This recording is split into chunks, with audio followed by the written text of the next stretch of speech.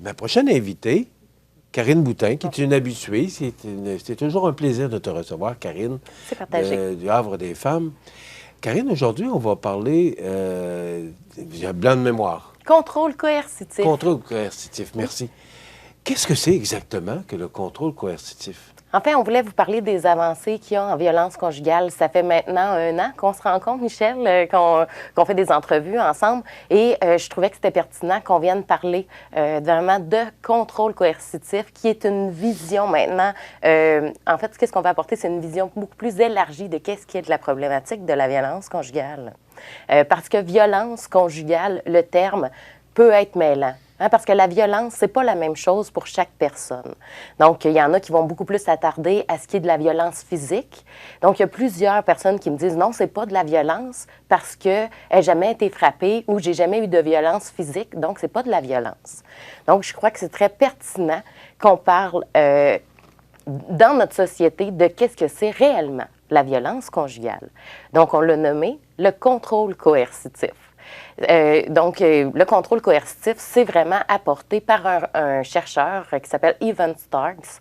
Donc, lui, il nous a apporté une vision élargie parce que on avait une vision très étroite de qu'est-ce qu'était la violence conjugale. Donc, violence souvent attachée à la violence physique et conjugale. Le terme aussi pouvait venir mêler un peu les idées. Parce que conjugal, on le voit comme 2 personnes qui vivent ensemble, qui habitent ensemble, qui ont une relation, tandis que la violence conjugale, on sait qu'on peut la vivre même après la séparation. Donc, en amenant plutôt ce concept de contrôle coercitif, on va arriver ensemble à voir vraiment qu'est-ce que c'est la violence conjugale. Okay. Donc, par définition, il y a 3 piliers dans le contrôle coercitif. Donc, on va vraiment parler de surveillance et de micro-régulation qu'on ne retrouve pas nécessairement dans les formes de violence qu'on parle habituellement. Donc, le fait de suivre le téléphone cellulaire de la conjointe, de regarder le nombre de kilométrages qui est fait entre la maison et le travail. Donc, ces micro-régulations-là et ce contrôle de surveillance a passé malheureusement sous le radar sans être vraiment pris en compte dans qu'est-ce qui est vraiment dans des situations de violence. Donc, le contrôle coercitif, on va aussi le décrire comme une série de stratégies violentes et non violentes qui ont pour but de priver la victime de sa liberté. Donc, si on voyait la violence conjugale comme des crimes au niveau du code criminel, comme étant plus au niveau des infractions de type violence physique, les voies de fait, les méfaits, maintenant, ce qu'on veut apporter, c'est la vision que la violence conjugale, c'est un crime de privation de liberté. OK. Donc, ce serait le résumé? Ça serait le premier pas à emboîter, d'ouvrir notre vision à qu'est-ce que c'est réellement la violence conjugale. Puis par la suite, on va pouvoir la repérer mieux. Donc, on va pouvoir peut-être même un jour la criminaliser, cette violence-là. Il y a des pays qui sont en avance sur nous et on a les yeux rivés sur eux aussi pour voir quelle avancée nous, on souhaite pour arriver à une société plus égalitaire où les gens ne vivront plus ces formes de violence-là parce qu'on aurait été en mesure de les repérer. Mais ce que tu viens de nommer, Karine, là, oui. les téléphones cellulaires, tout ça, probablement, si vous ressortez cet état de fait, c'est que ça veut dire qu'il y a des gens qui n'imaginent pas que ça peut être une forme de violence conjugale. Oui, oui, et je crois que c'est autant important qu'on en parle. On donne des formations à tout ce qu'est les professionnels, mais il faut aussi que dans la population, la vision change aussi pour qu'un jour, on trouve qu'ensemble, au même niveau qu'avant la violence physique, ce n'est plus acceptable. On parle de violence psychologique aussi, le dénigrement, les insultes. Je pense qu'aujourd'hui, on peut se dire que les gens ont l'oreille ouverte aussi à ces commentaires-là et en disant « ça, c'est inacceptable, ça, c'est des formes de violence aussi ». Maintenant, on veut amener un peu plus loin du côté vraiment plus ce qui est subtil, parce que la violence conjugale, ça se passe dans le domaine très privé. Quoi qu'on sache que c'est vraiment des violences envers les femmes qui découlent de la société, rendu dans la maison, c'est vraiment l'individu, la femme qui va vivre la violence. Donc, on souhaite à ce que ce soit un changement de mentalité, qu'on ouvre le regard vraiment sur qu'est-ce qu'elle est réellement, cette violence-là. Donc, plus au niveau du contrôle et de privation de liberté. Je vois qu'il y a un petit document de Oui. contrôle coercitif. Oui, parce qu'en fait, je tiens ma feuille aussi en arrière pour ne pas oublier mes petites notes de ce que je veux dire. Mais ça m'arrive aussi, je le comprends très bien. Mais c'est aussi mais il y a un document qu'on peut se procurer? Oui, donc c'est ça. C'est un petit livret qui s'appelle « Le contrôle coercitif ». C'est pas de l'amour, c'est du contrôle. Donc, nous, on les distribue gratuitement au Havre des femmes. On peut venir en chercher un pour faire l'exercice par soi-même.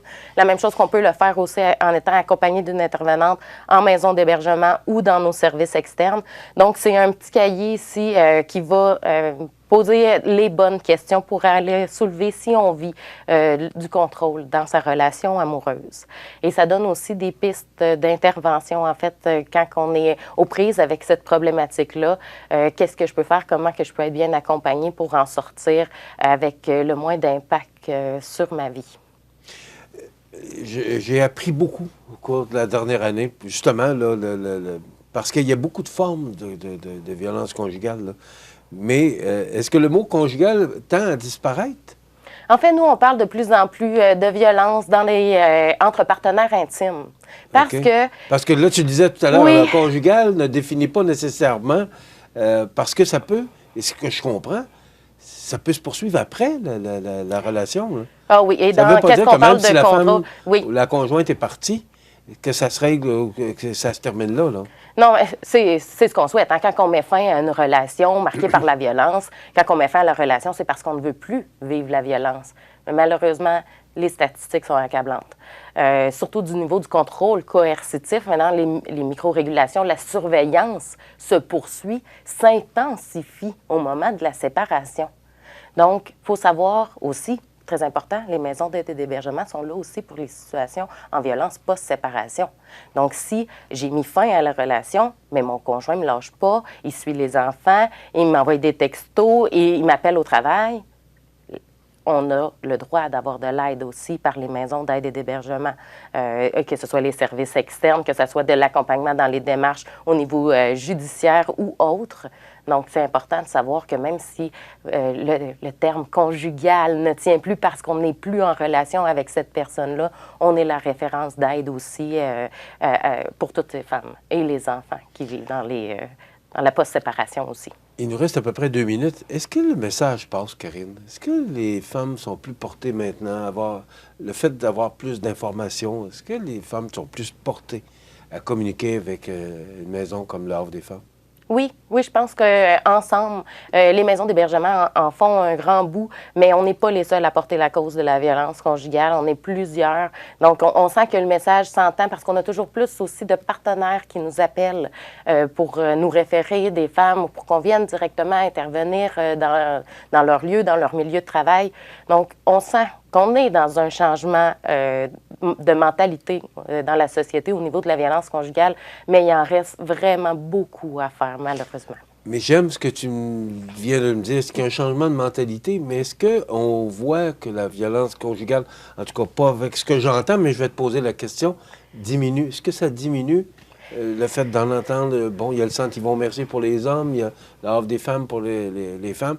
Est-ce que cette violence conjugale-là tend à diminuer? Elle se transforme. Elle s'adapte à son époque. Malheureusement, elle ne disparaît pas comme ça. Parce qu'il faut se rappeler que c'est vraiment un problème de société. La violence conjugale, c'est vraiment la violence envers les femmes. Donc, il va y avoir un système de connaissances et de valeurs qui vont rentrer en contact avec les gens qui vont se trouver légitimes de faire la violence envers les femmes. De faire la violence parce qu'elle n'écoute pas. De la contrôler parce que j'ai peur qu'elle me trompe.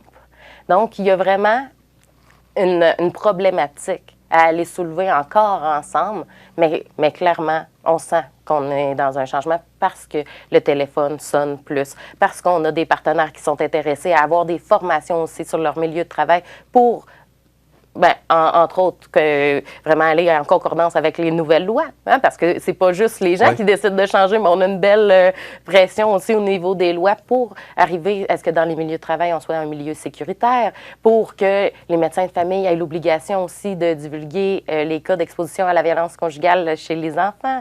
Donc, on sent vraiment qu'on est dans une évolution et on continuera cette évolution-là ensemble, Michel, parce que je pense qu'on rejoint beaucoup de monde aussi ici. Donc, on peut leur parler directement de qu'est-ce que c'est la violence, de quelle couleur aussi elle peut prendre, mais qu'est-ce qu'en reste, c'est qu'il y a des ressources d'aide. Donc, quand on se pose des questions, il ne faut pas hésiter à appeler au Havre des femmes. Et le numéro de téléphone? Toujours le 418-247-7622. Donc, c'est 24 heures sur 24, 7 jours sur 7. On n'hésite jamais à appeler ou à nous écrire, hein, parce qu'on est très actifs aussi, que ce soit sur les Facebook, Instagram et TikTok. Donc, on n'hésite pas à appeler ou à nous écrire. Je vous rassure, vous ne nous dérangerez jamais. Merci beaucoup, Karine. Merci à vous.